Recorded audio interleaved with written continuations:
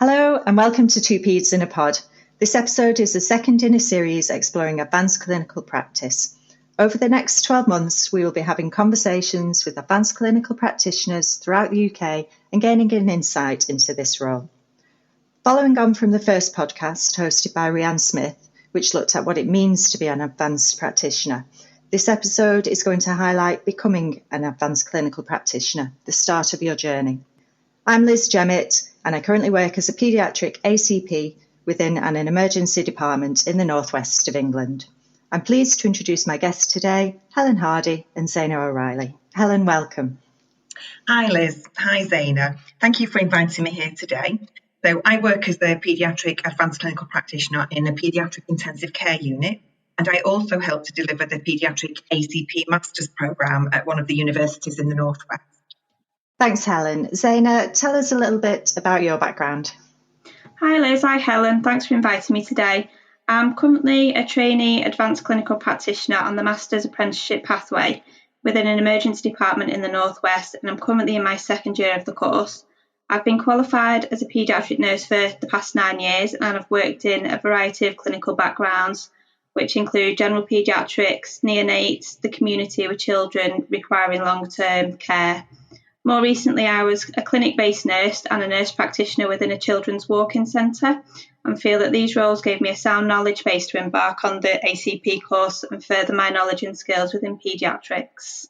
So, Zaina, you have a really quite considerable experience in your previous roles. What prompted you then to take on the new role and train as an ACP?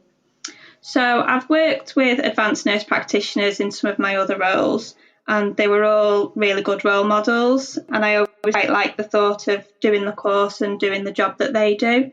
They had a high level of knowledge, professionalism, and worked autonomously, and despite the work involved, I felt that I'd reached a stage in my career where I wanted to know more about sort of different paediatric presentations, how to improve health outcomes, and I've also enjoyed teaching and leading within my other roles, and the 4 pillars of advanced practice seem to embody all of this.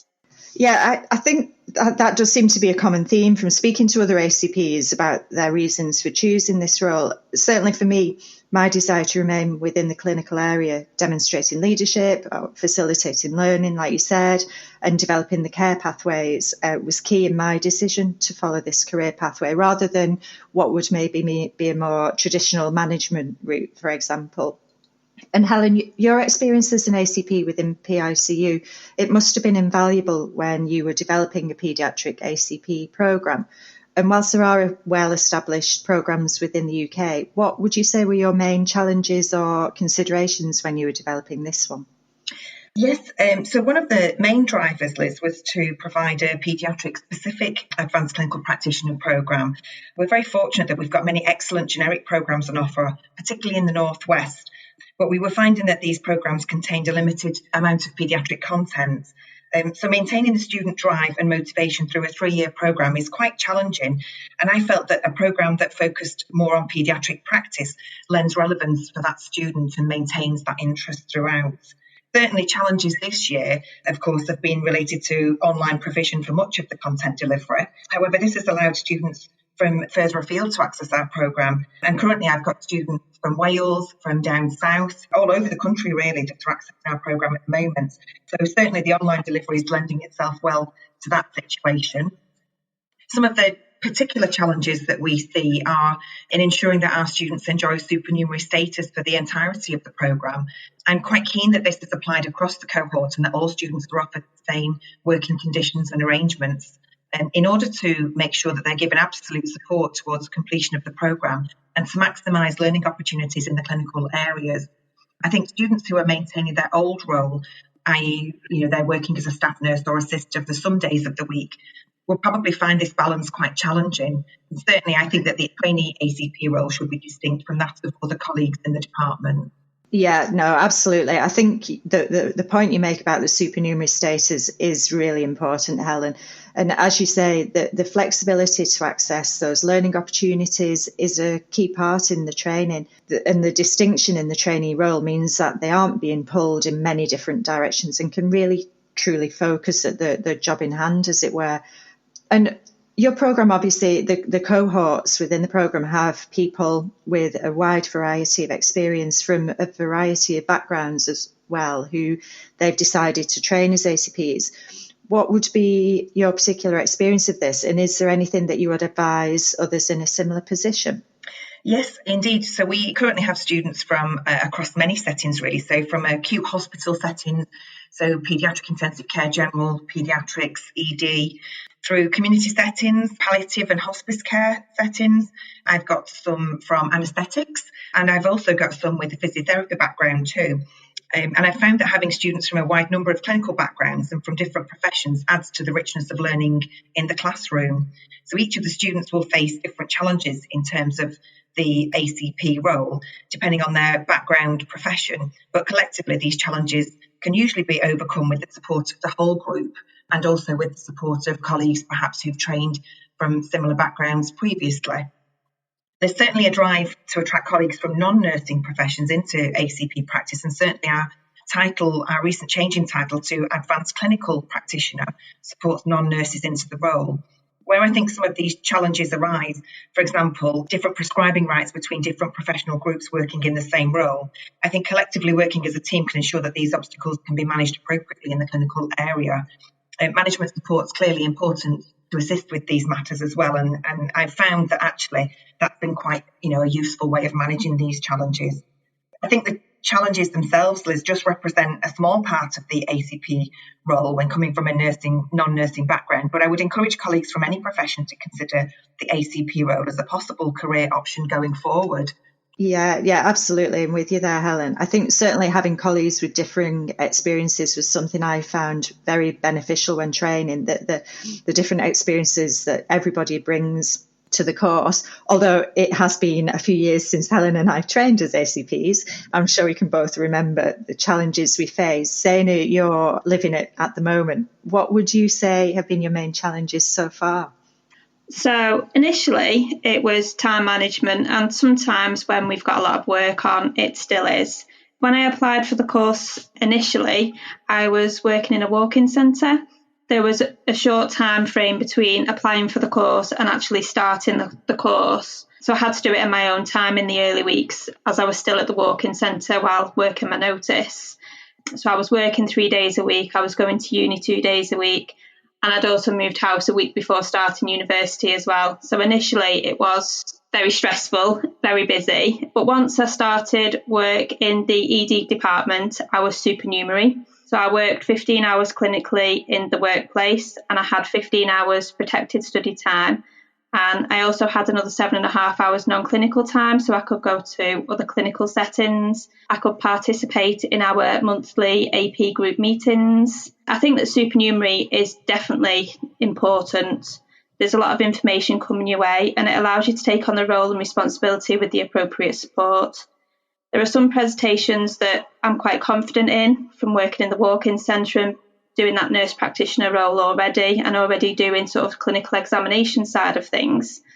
But there's quite a few areas that I hadn't encountered before, and considering sort of the next level of support and investigations is definitely a lot easier without the stress of being in the numbers, keeping the department running. And it also allows you time for discussion and supervision from senior members of staff, and other people on the team, really. There was a lot of new information to take on board initially, as well as starting in a new place of work. But the team I work with were really supportive and welcoming, which helped enormously. Initially, when I first started, my confidence took a huge hit. I felt like a student all over again and like I didn't know anything. I'd previously been fairly confident in my role, but when I went to the ED, an area where I'd not worked before, I felt sort of like the complete newbie and a bit of an imposter, really. That did improve as I got to know the processes, the way the unit worked, and got to know the team around me. And I think good support is really important, and that you feel that you can talk to people if you're struggling. I would agree, Zaina. I think that you've summarised the challenges of taking on the ACP role really well. I think that students often feel under pressure to show colleagues that they're worthy of this role, and they put such a lot of pressure upon themselves and perhaps don't appreciate the change in confidence that they're going to experience with the learning of these new skills. But actually, the whole process is designed to take 3 years. So it is vital, as you highlight, to seek support, and also vital to take time out as well, so that you've got some, time for yourself. Definitely. Yeah. No, you both highlight some really important points there. I mean, certainly time management and getting the work-life balance right is so important. I think it's too easy sometimes to focus on the work that's building up and neglect self-care, and ultimately then the work will suffer. The thing that really stood out for me was getting out of my comfort zone, working in unfamiliar clinical environments to learn those new skills and then applying them in practice was challenging. But the key to this was strong membership from the wider team. And as you say, Helen, seeking support is vital. Your colleagues have been on the same journey and they are acutely aware of the competing demands on your time. And as such, they're best placed to advise you, really. So, Helen, as a programme lead, what advice would you offer to others either contemplating applying or those already studying in the role? So I think for those considering the role, it's absolutely the best job in the world. I love it. So I would say go for it. It might seem quite daunting, but it's very much worth the effort. For those already on a programme of study like Zaina, work hard, but be kind to yourself and make sure that you take some time out. I think you have to bear in mind that your programme is designed to provide you with all the elements required to turn you into an excellent ACP at the end of it. It's a long journey, but it's one that should be taken in small steps. Indeed, your learning will continue well after the completion of your programme of study, and certainly no one is in a position of knowing everything. So when it feels that you're no longer making progress, I think that you should look back at how far you've come, and I'm fairly confident that you will appreciate just how well you are actually doing. Yeah, definitely, Helen. I think we forget a lot of the times, don't we, to sometimes reflect on our individual achievements and look back at what we've actually, how far we've gone on the journey. Zaina, what would your advice be to anyone contemplating applying for the ACP role? I would say do it. I absolutely love my job. It's been the best but most terrifying part of my nursing career before. I've learned so much, but I know I still have so much to learn, and I'm confident that I'll be supported throughout my training, my career, and in turn be well placed to provide that support to other people coming through and other members of staff within the team. Definitely sort of make sure you have a space of your own at home to do your work. I'm lucky in that I've got a spare room that I can use, have my own desk. I can shut the door on the room when I'm not doing work, so it's not always there looking at me saying, come and do some work, and, it's always calling you. And I tend to sort of do my work in small chunks each day rather than doing full days and then having a few days off, as I feel that just works better for me. Work-life balance is very important, and I also try to work my work around family and sort of shifts, although it's not always possible if you've got deadlines to meet. So yeah, just not spend the whole day studying, small daily sizable chunks. It just helps keep me focused, but we're all different and you need to find what works for you ultimately, but definitely go for it.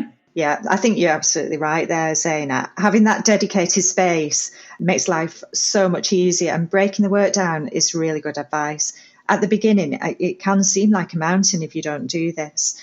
So, Helen, once people have made the jump to train as an ACP and then they're coming to the end of the training, there is that transition to the new role. And as Zaina alluded to earlier, the imposter syndrome feeling, I'm sure I certainly have felt it, and many other people will have been able to identify with this. What would you advise those at this stage? So myself and my colleagues in recent years in paediatric intensive care have found that a period of preceptorship is beneficial to the newly qualified ACP. Senior colleagues might expect that you'll hit the ground running and be ready for action and be able to take on the full elements of that role. However, there's still quite a lot of learning that will still need to be done. And even now, 12 years on, I'm still learning things on a daily basis. So I think we have to bear that in mind, really. In my department, we developed a plan that ensures regular contact with one of our qualified ACP team members. So as a newly qualified ACP comes through and finishes their programme, they will work a protected shift once a month with a qualified ACP in order to just touch base with the ACP team, bounce ideas around, build some confidence clinically, and maybe just answer any queries, and just general support really as we go through. The frequency of this contact, so the monthly shifts reduce as the newly qualified ACP gains confidence, and as they feel that they don't need quite that level of support, we drift that back a little. And then for those who perhaps don't have the benefit of qualified ACPs in their team, I'd recommend a similar approach, perhaps touching base with your consultant mentor. After all, they are very aware of your progress. They've been supporting you through the course. They know your experience to date and can offer support to reflect on and learn from the challenges that you might face in clinical practice. And then I think additionally, not forgetting the annual appraisals that we all take part in. And the annual appraisal should include your consultant mentor and your nurse manager. And this will ensure a balance of demand on your time with additional projects that are likely to come your way as you gain experience in the role. And then finally, I think there are also many national and local ACP groups, many groups on WhatsApp and on the internet. Touching base with those colleagues is quite a useful thing to do. I think that everybody will have a similar challenges once they've qualified, and sharing that can often be useful. And then the very last but not least people to think about are those that you train with. So your cohort from your MSc programme, of course, will all be in a very similar position. So peer support from that point of view is very, very useful, I think. Definitely. Yeah, absolutely. I think, Helen, a lot of the things that you mentioned there are key to that transition process, and the structure that you described there would really ensure a robust mechanism for support moving forward. As you mentioned at the beginning, none of us know everything. Like you said, you're 12 years sort of from training and you're now developing these programs. And that training it's just the start of your journey. Your learning and development is continuous. So having that environment that nurtures all of that is really vital. So Helen and Zaina, I'd really like to thank you both for joining us today and sharing your advice and your personal experiences. And I hope you've all enjoyed listening at home and you've taken something from this. I think the one thing we'd all agree on, if you are considering the advanced practice role, the overwhelming message from us is just go for it. It will be challenging, but hugely rewarding in equal measure. The community is growing throughout the UK, so use those established teams to guide and support you on your journey. And feel free to reach out if we can help. As I mentioned at the beginning, this is an occasional series of podcasts for Two Peds in a Pod, looking at the advanced clinical practitioner role and the developments that are occurring in the UK at the moment. I hope you have enjoyed listening today. If so, remember to follow Two Peds in a Pod. Thank you ever so much. Thanks for taking the time to download this episode. If you want to hear more of our podcasts, they're available on iTunes, Spotify, Google Podcasts, Amazon Music, and you can follow and subscribe to us on our SoundCloud. Thank you.